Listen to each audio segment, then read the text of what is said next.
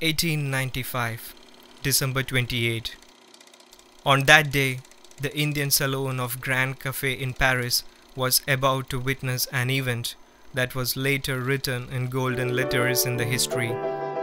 It was on that day that Lumiere brothers introduced cinema to the world. They had played a few short clips, each of which was less than a minute in length. It has been more than 120 years since that day, when cinema as an art was first played. Today's cinema is a life and dream of numerous artists who are known and unknown to the world. Their thoughts had always perpetrated changes, both on the stage and off the stage, and it still continues to happen. I was following cinema very closely. All that I had read, said, seen and heard had inspired me to dream about cinema. But there was something special about my dream. Perhaps it was something that a person like me would have never dared to dream of.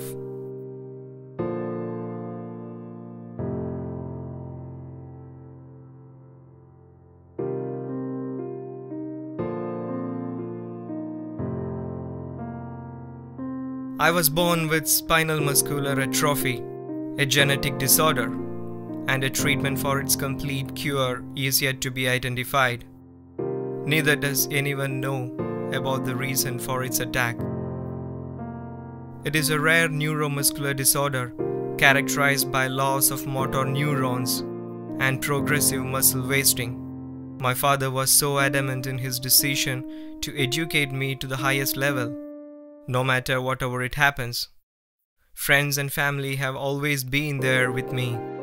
It was my passion for art that had aided me to overcome the limitations that the illness had forced upon me. It all started off with drawing. Cinema was also close to my heart from childhood. Along with that, I was closely following news and reviews of movies that were released every week. When it became a habit, cinema posters fascinated me. I was curious to learn about designing cinema posters. I had a collection of posters that I had cut from newspapers. It was my hobby to make a collage out of these cuttings and to create an imaginary poster.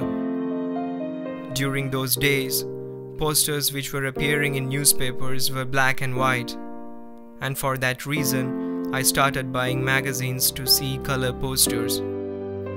Reading film magazines further strengthened my passion for movies. With all this happening, I was struggling more with my health. However, despite these struggles, I managed to complete my higher secondary education and join Maharaja's College, Ernakulam, to pursue graduation in zoology. In my 3 years of hostel life, I had managed to watch more than 200 movies.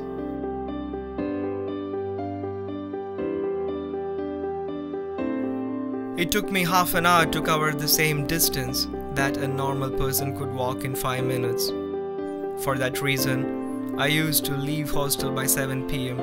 in order to watch the second show movie along with my friends. I completed graduation enjoying movies in theaters.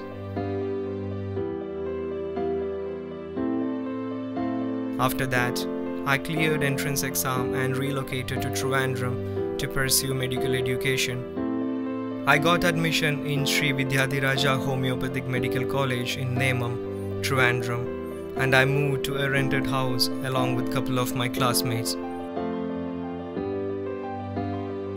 I managed to take forward both studies and art hand in hand. I was fortunate enough to be nominated as Kala Pratibha in the South Indian Homeo Fest, which was held in Cochin in 2005.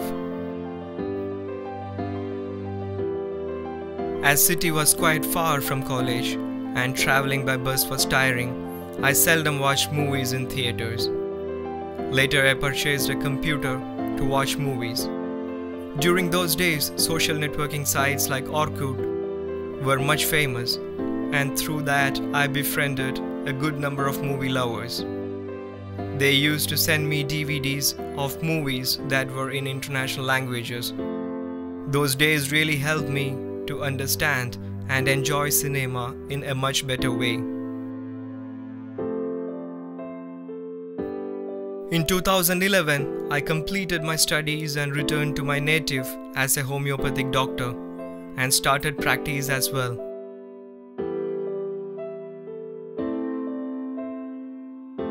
I strongly felt as if I was approaching much closer to my dream. I, along with a couple of my friends Christy and Renish, had prepared and forwarded the script. Our script, named Anamiga the Prey, was one among the first 25 that got selected.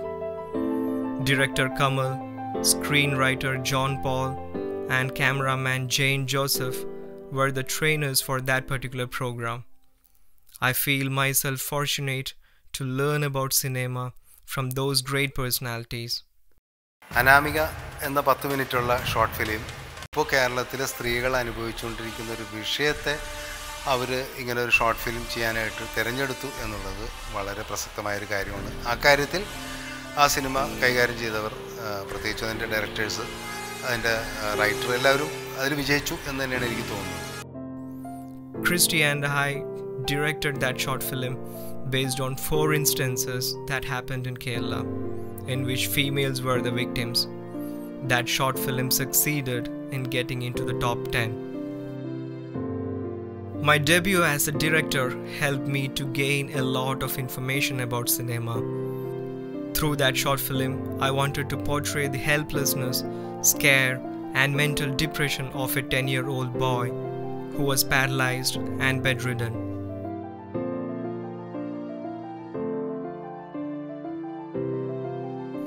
In 2013, shooting was completed in Idukki and surrounding areas for the 28 minutes in length short film, which was named Headline. Finally, the first short film that I had independently written and directed was released. It earned me a lot of awards and recognitions. Physical movement was a real challenge for me during filmmaking, and my search for a solution ended up with the thought of an electronic power wheelchair. I didn't have the finance to buy one, for it was a costly affair. I succeeded in raising fund by drawing and exhibiting 100 paintings in Ernakulam Fine Arts Center. My next one was a short film titled Novel. It told the story of left alone mothers and earned me the most number of recognitions.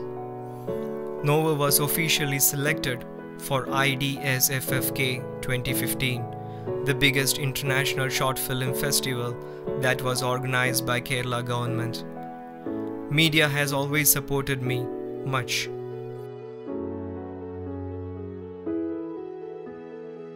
After Novel, I did documentaries named Lighting Up Lives and Naranathu Prandan. My last work was a 1-minute in length awareness film that was made for Pallium India, India's first palliative care, and it was meant to be played in theatres. That paved the way for my entry to the big screen. There were many people, including my friends and family, who had supported me throughout. That was a reason because of which I reached here. No one has ever questioned my dreams, but has always encouraged me. Those encouragements had in fact contributed to make my dreams true. I am wholeheartedly thankful to every single person who had supported me to reach my dreams. Also, to that invisible power who has always led me from the front. Thank God. I was very much sure about the fact that my physical state would never permit me to work as an assistant director, and that prompted me to make a movie of my own. Today, I am full of confidence and I'm not going to stop with this. With the belief that I have all your support, I am starting to dream a little bigger. A movie under my direction, being played in full houses. That is my big dream.